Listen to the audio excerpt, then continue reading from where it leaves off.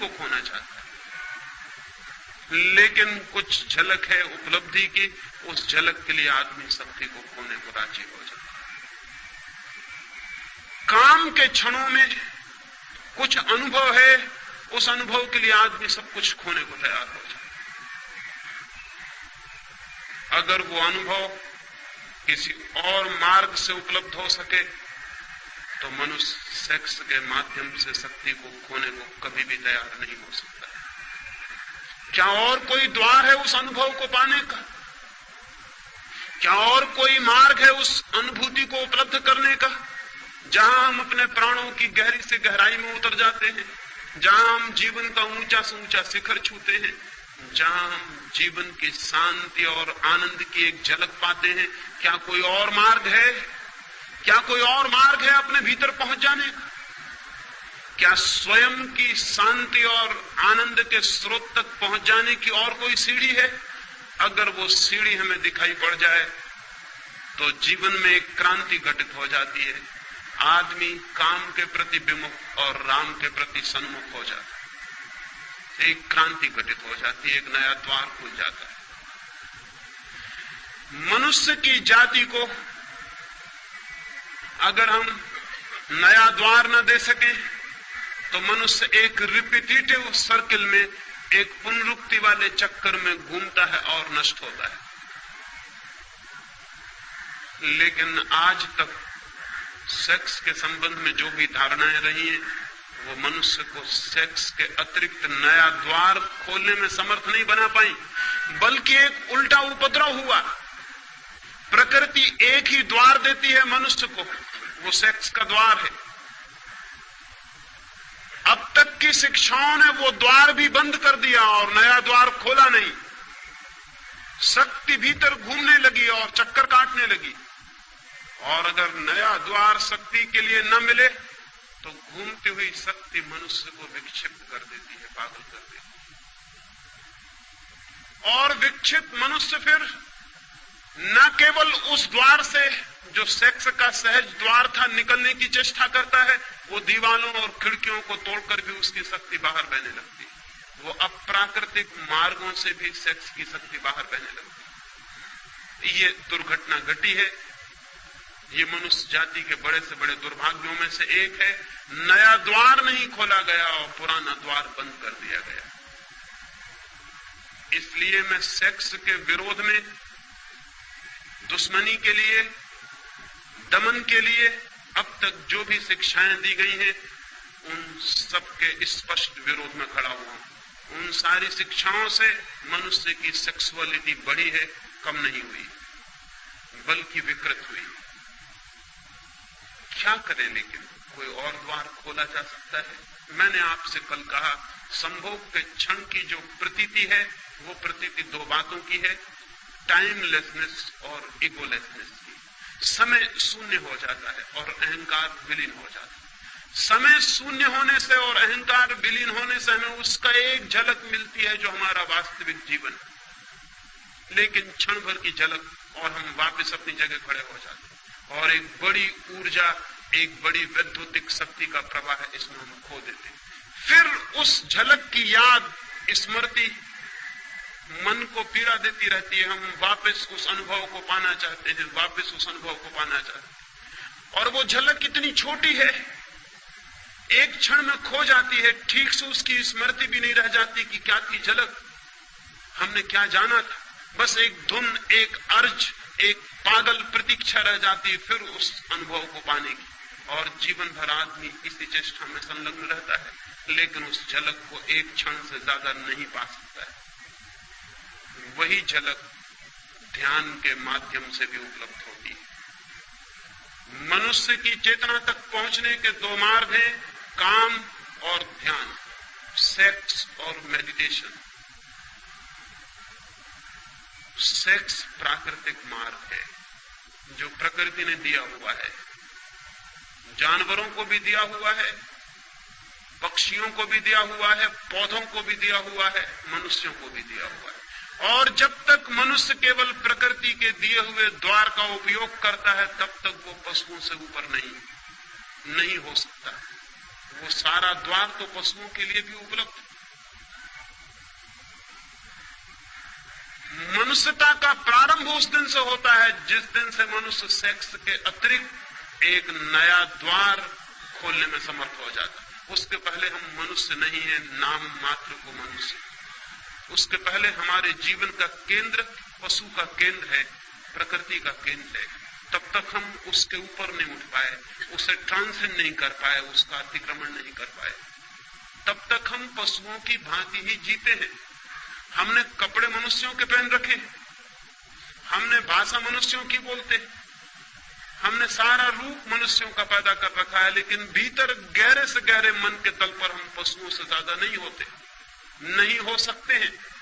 और इसलिए जरा सा मौका मिल जाए और हमारी मनुष्यता को जरा सी छूट मिल जाए तो हम तत्काल पशु हो जाते हैं। हिंदुस्तान पाकिस्तान का बंटवारा हुआ और हमें दिखाई पड़ गया कि आदमी के कपड़ों के भीतर जानवर बैठा हुआ है। हमें दिखाई पड़ गया कि वो लोग जो कल मस्जिद में प्रार्थना करते थे और मंदिर में गीता पढ़ते थे, वो क्या कर रहे हैं? वो हत्याएं कर रहे हैं, वो बलात्कार कर रहे हैं, वो सब कुछ कर रहे हैं। वही लोग जो मंदिरों मस्जिदों में दिखाई पड़ते थे, वही लोग बलात्कार करते हुए दिखाई पड़ने लगे। क्या हो गया इनको? अभी दंगा फसाद हो जाए, अभी यहां दंगा हो जाए और यही आदमी को दंगे में मौका मिल जाएगा अपनी आदमियत से छुट्टी ले लेने, और फौरन वो जो भीतर छिपा हुआ पशु है प्रकट हो जाए। वो हमेशा तैयार है,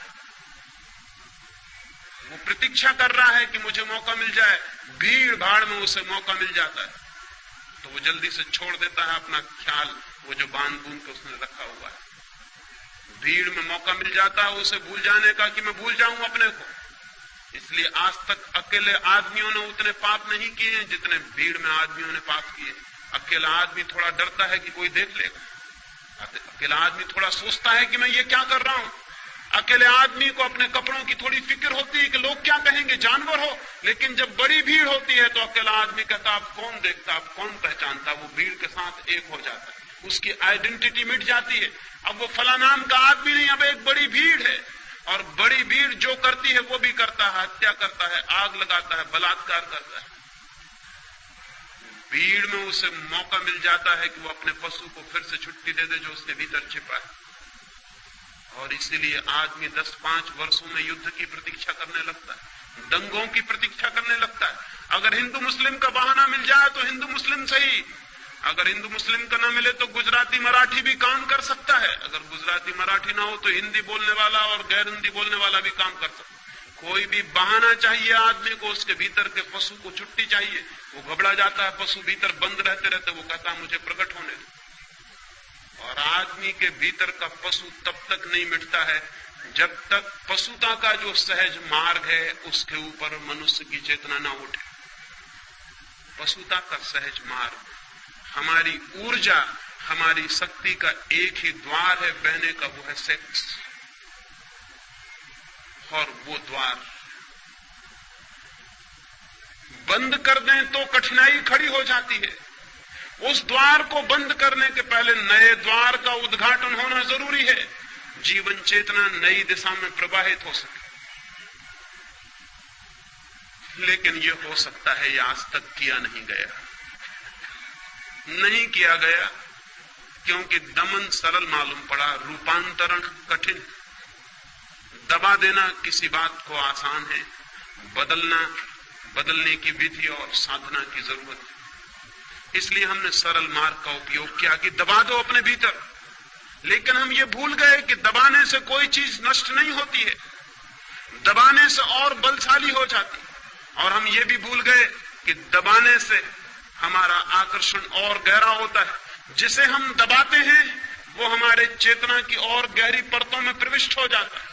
हम उसे दिन में दबा लेते हैं, वो सपनों में हमारे आंखों में झूलने लगता है। हम उसे रोजमर्रा दबा लेते हैं, वो हमारे भीतर प्रतीक्षा करता है कि कब मौका मिल जाए, कब मैं फूट पड़ूं, निकल पड़ूं। जिसे हम दबाते हैं उससे हम मुक्त नहीं होते, हम और गहरे अर्थों में और गहराइयों में और अचेतन में और अनकॉन्शियस तक उसकी जड़ें पहुंच जाती हैं और वो हमें जकड़ लेता है। आदमी सेक्स को दबाने के कारण ही बन गया और जकड़ गया। और यही वजह है। पशुओं का तो सेक्स का कोई अवधि होती है, कोई पीरियड होता है वर्ष में। आदमी की कोई अवधि ना रही, कोई पीरियड ना रहा। आदमी 24 घंटे 12 महीने सेक्सुअल है।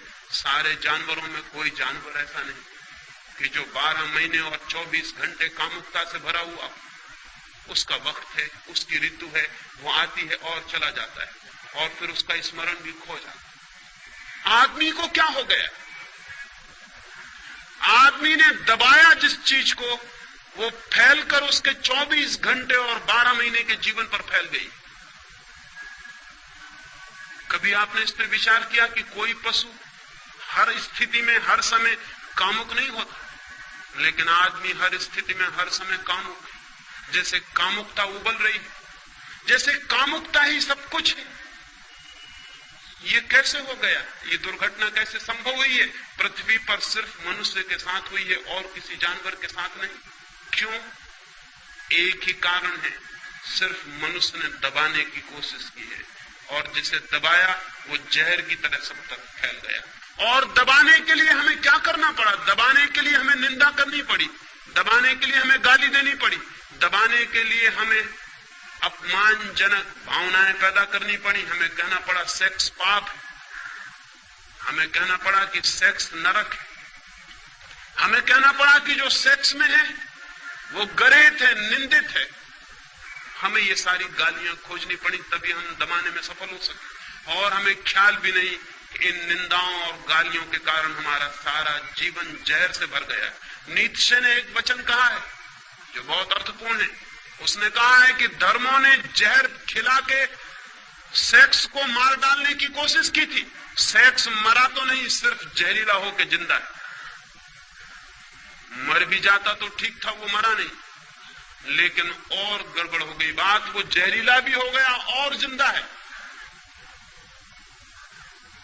ये जो सेक्सुअलिटी है, ये जहरीला सेक्स है। सेक्स तो पशुओं में भी है, काम तो पशुओं में भी है, क्योंकि काम जीवन की ऊर्जा है। लेकिन सेक्सुअलिटी, कामुकता सिर्फ मनुष्य में, कामुकता पशुओं में नहीं। पशुओं की आंखों में देखें, वहां कामुकता दिखाई नहीं पड़ेगी। आदमी की आंखों में झांके, वहां एक कामुकता का रस झलकता हुआ दिखाई पड़ेगा। इसलिए पशु आज भी एक तरह से सुंदर है, लेकिन दमन करने वाले पागलों की कोई सीमा नहीं है कि वो कहां तक बढ़ जाएंगे। मैंने कल आपको कहा था कि अगर हमें दुनिया को सेक्स से मुक्त करना है तो बच्चे और बच्चियों को एक दूसरे के निकट लाना होगा।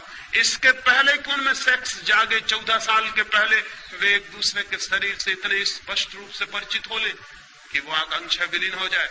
लेकिन अमेरिका में अभी अभी एक नया आंदोलन चला है, और वो नया आंदोलन वहां के बहुत धार्मिक लोग चला रहे हैं। शायद आपको पता भी ना हो, वो नया आंदोलन बड़ा अद्भुत।